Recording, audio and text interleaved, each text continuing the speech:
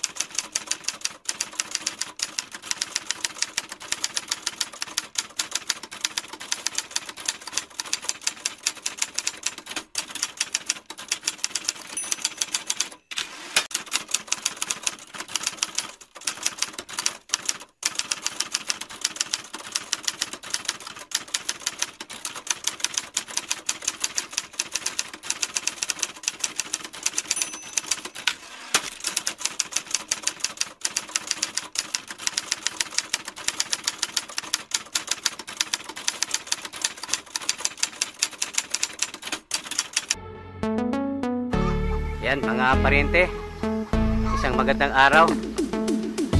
Dito po tayo ngayon sa ating ampalayahan. Ayan. Kaya ito po ay 14 days after transplanting mga pariente. At ang ganda din po ng bulas po nila mga pariente. Yung ibang ay malayo na pong narating. Kumapit na po sila at medyo gaganda po nila mga pariente. Ayan. Ito po yung nakikita pong pinakamataas. Ayan. At wala po tayong nakikitang yung kumbagay namatay magmula nung sila po inilipat tanim. Ayan. Sana po wala pong naging mortality. Meron na po tayo isa doon nakikita bansot mga pariente nababansot. Pero sa pangkalahatan mga pariente halos magaganda yung pong bulas po nila. Ang gaganda po ng tubo niya at saka yung laki po nila mga pariente, hindi po nagkakalayo. Ayan. Ngayong araw mga pariente, nagpapabigay po ako ng calcium nitrate. At malungkot kong sabihin na kinain ko po yung sinabi ko noon na sabi ko hindi po ako maglalagay po ng synthetic fertilizer.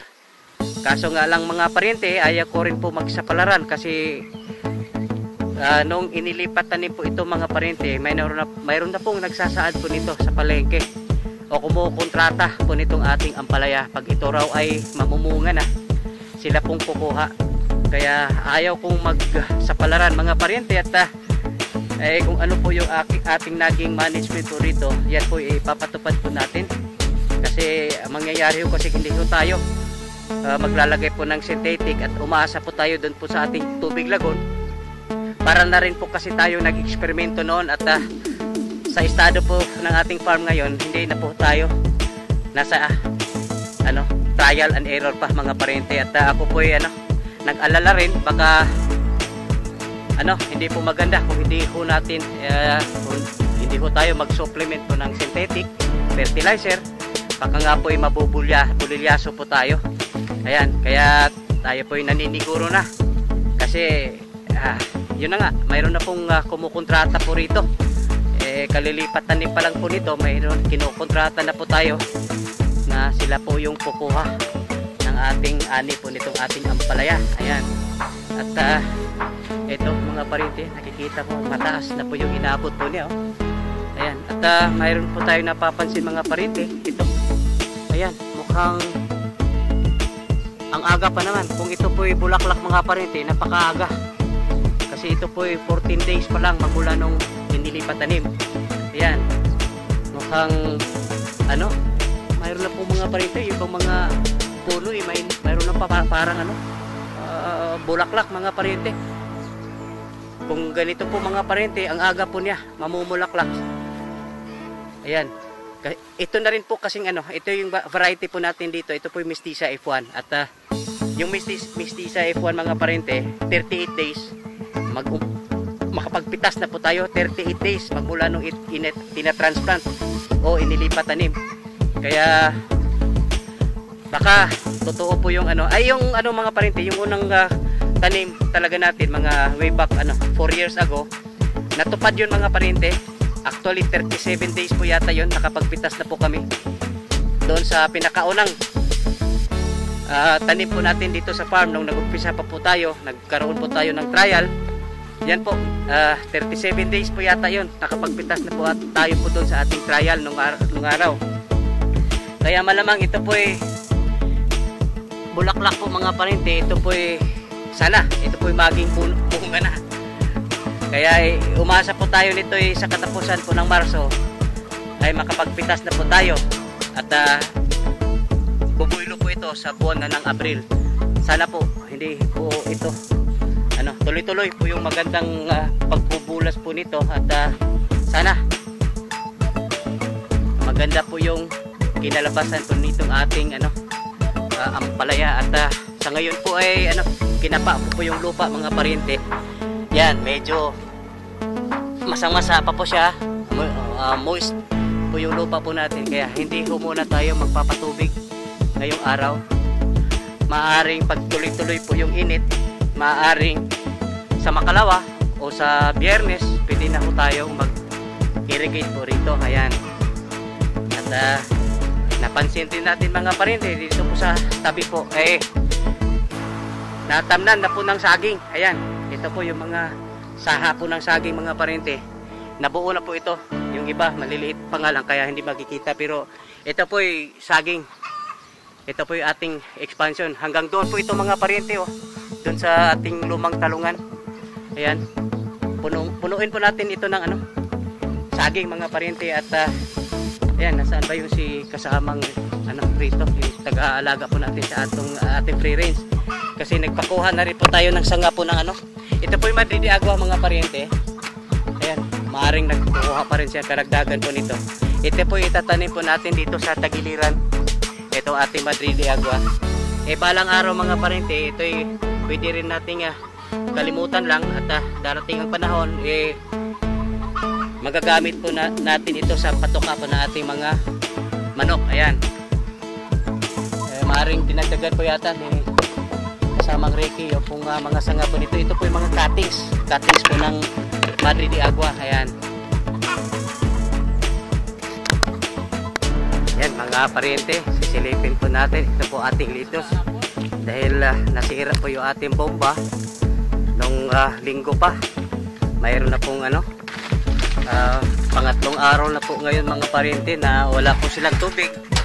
Yung ginawa na lang po nila, binuhusan. Yun na nag-iwan ng tubig nila, ibuhusan. So kung kailan ho medyo gumaganda po yung ating litos dahil malinis na po yung ating bubong, ano, ito po parang nananadya yung panahon mga parinti. Kasi nung ilang araw na po, 3 araw na din Domingo, tulo na 3 araw na po wala po silang ano, wala po silang supply na tubig. Kaya ang ginawa po nila, inamano-mano na po nila, binuhusan po nila ng tubig yung ano. Pero yung nagmisting din kayo ano, nagmi-misting din po sila mga parinti. Kaya mayroon din po kasi tayong ano po rito, misting.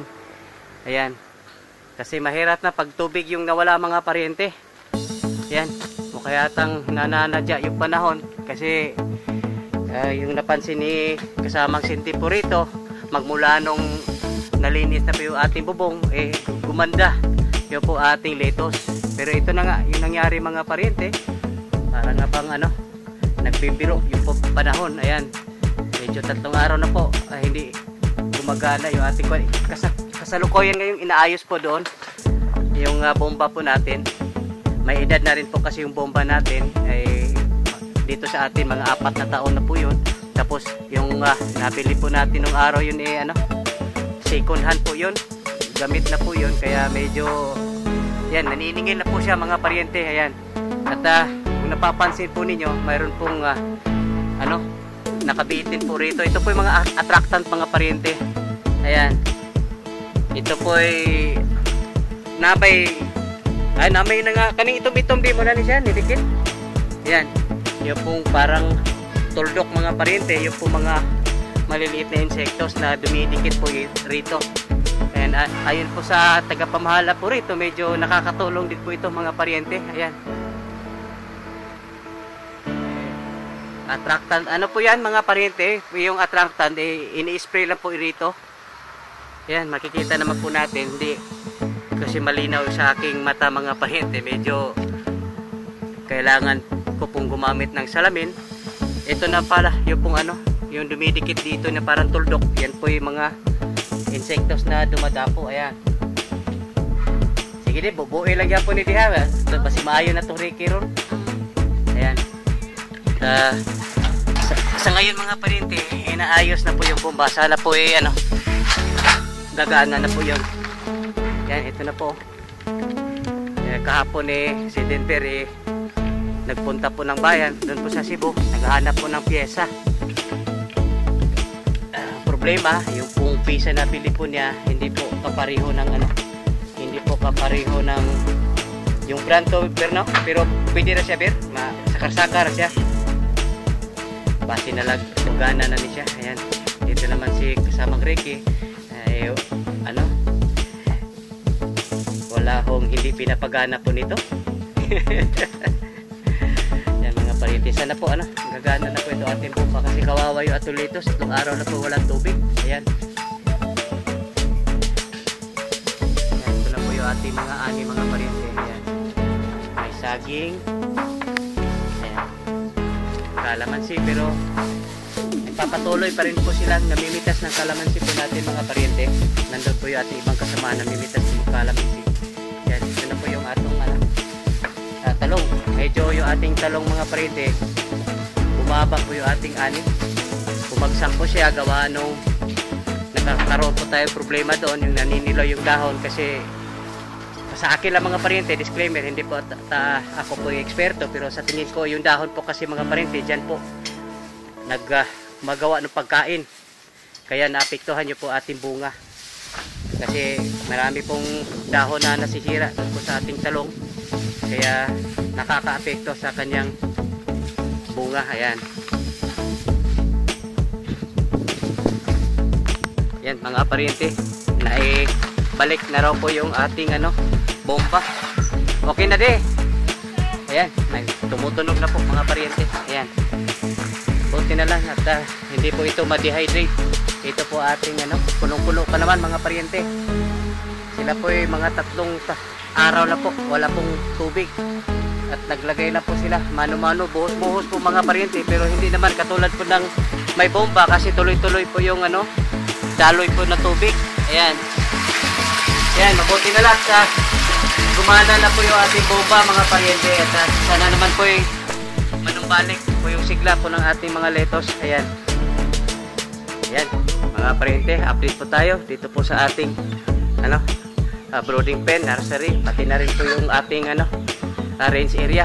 Ayan, una po tayo rito sa ating incubator. Ayan po yung ating incubator, may horon po tayong 2 incubator yan.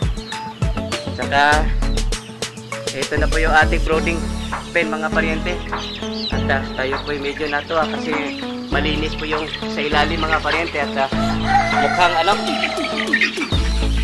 regular po silang naglilinis po rito. Ito na po yung ating mga sisiw po mga paryente. Ayan, ito. Ito po yung ating sisir. Yan po yung mga ano, record po nila. Ayan. Ayan. Nung araw ano, nagamit po natin itong maliit na brooding pen po rito. Pero nag-ano po tayo, bawas po tayo ng ating ilalagay po dyan sa incubator kasi sa sobrang dami mga paryente sumisikip na po sila rito.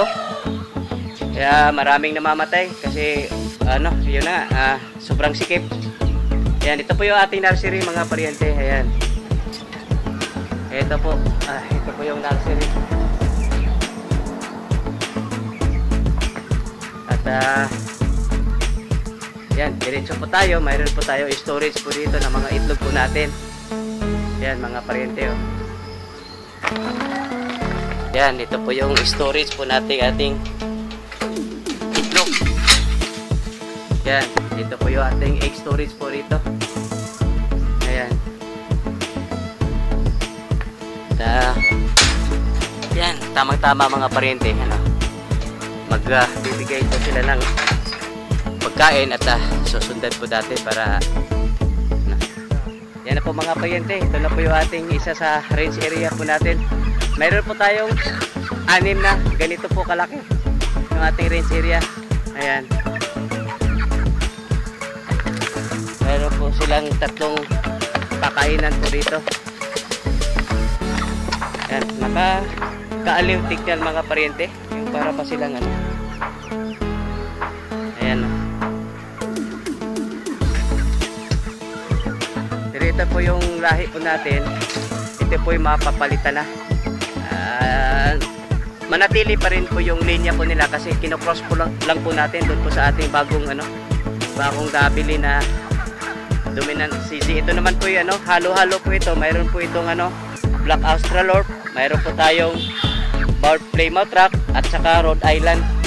At saka mayroon din itong naligaw na mga may lahing basilan. Kasi mayroon po kasi minsan nakapasok dito o nakakapasok doon po sa ating breeding coop. Yun po ating basilan kasi ito po yung ating basilan mga paryente. Matataas po yung lipad po nito kaya minsan sila pumapasok doon po sa ating breeding area at yan kaya yung ating ibang lahi po rito ay nahahaluan po ng yung basilan. Ayan.